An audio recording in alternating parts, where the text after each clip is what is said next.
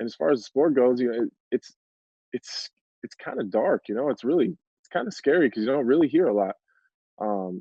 Dana called my manager yesterday, and first and foremost, it was cool. He just wanted us to know that if we needed anything, or our families needed anything, or anyone got sick or did end up with the coronavirus, that he would make sure that we were taken care of, and so that was cool. But of course, the next question we have is, what's going on with the fight?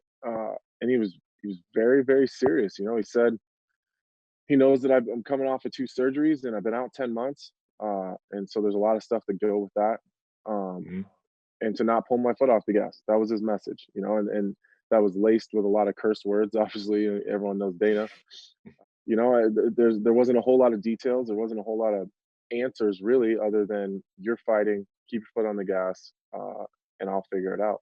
So I can't do anything but trust him, and go with what he says, and what else do you do?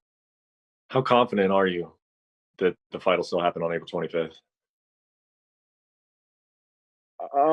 Man, I think there's a lot of things that got to move. There's a lot of moving pieces there. Uh, April 25th, I'm not so sure about. Um, Close to that, I'm pretty confident. I'm pretty confident that it's gonna happen right around that time. I just don't know, if they got to move us a week one way or a week the other. I don't know what that looks like, but um, the confidence that Dana had makes me very confident. And if anybody in this game, uh, in sports in general, can get this done, I think it's Dana. I think we go through so many stresses, anyways, and have so many hurdles that we have to climb over just to get to a fight that we know, that's absolutely going to happen on a certain date at a certain time. There's already so many problems we have to deal with on the way there, anyways. Um, but it is tough, and I think it's the outside stuff that's making it tough. It's especially with this fight. This is in my home state, 30 miles from my house, that I've been begging for forever, and I finally get it. And then, from what I understand, the ticket sales were booming. The entire state was excited about it, and so now I constantly have people like, "Hey, is this happening? What are they going to do?" So it's a lot of outside stresses because I don't have any answers. As of right now, it's still in the books for the Nebraska Athletic Commission. It's still in the books for the Pinnacle Bank Arena, and the UFC is not pulling it. So I don't know. I don't know what to tell people other than, as of right now, nothing's changed. And that it's the Dana keeps using the term, is business as usual for me right now. What is it like? I mean, because you got to invest money into these things, right? So is that Yeah. another kind of? I mean, how are you trying to make sense of that in your head? That, like, I'm investing money and I'm optimistic that the fight could happen, but I also see everything that's going on. I mean, how Yeah. are you approaching Yeah. that part of it? That's really stressful. Again, I've been out 10 months and I've been through 2 surgeries. I got 3 kids and a wife, and a mother-in-law that I take care of, that everyone's depending on me. Um, I don't know how other guys do it. I know that, a lot of people live in the cities that they do the bulk of their training camp in. And I know that a lot of people do their training camps different. But on average, the last probably 2 years, each training camp cost me like 20 grand or more. Mm. Like, it's at least, from I fought John, and then 8 weeks later fought Gustafson, and I still spent, another. My kid just walked through here in a I towel saw. out of the shower. Out of the shower. I was like, what was that? Uh, Sorry, guys.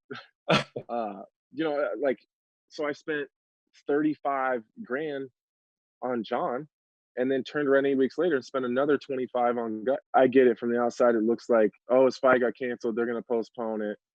He'll still get a fight. He'll still get paid.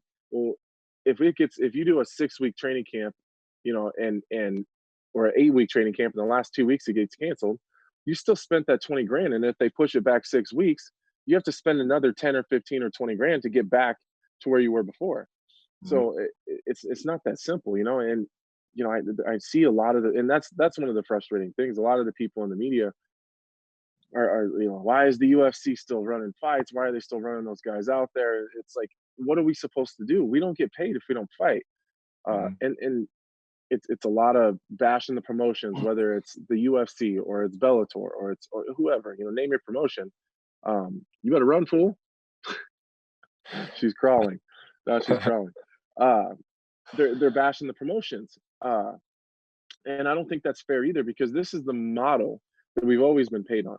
I've never asked for a dollar that I wasn't owed, and I've never asked for money for not doing anything.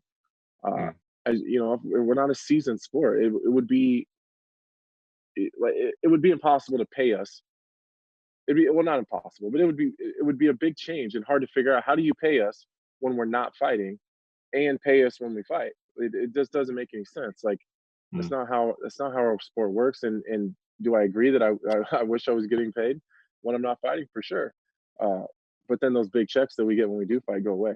Um, mm. so it's a give and a take thing, and I know that it's tough to wrap people's head around, but like, this is what we've always done. We've always fought. This is how we've always been paid. Nobody expects to be paid when they're not doing anything. Uh, and this is a little bit of a different situation with fights being canceled. And I'll bet you that a lot of guys aren't talking about it, but I would almost bet my life that those guys are being taken care of by the UFC, because you don't see a lot of people complaining about not getting paid. You know what I mean? Like, if they're not getting paid, you're going to see a bunch of stuff in social media and Twitter and Instagram about people uh, Mm. not getting paid, and I haven't seen any. So, and maybe that's because maybe I just haven't seen it. But from where I sit, I don't see a lot of people complaining about their fights being canceled because of financial reasons.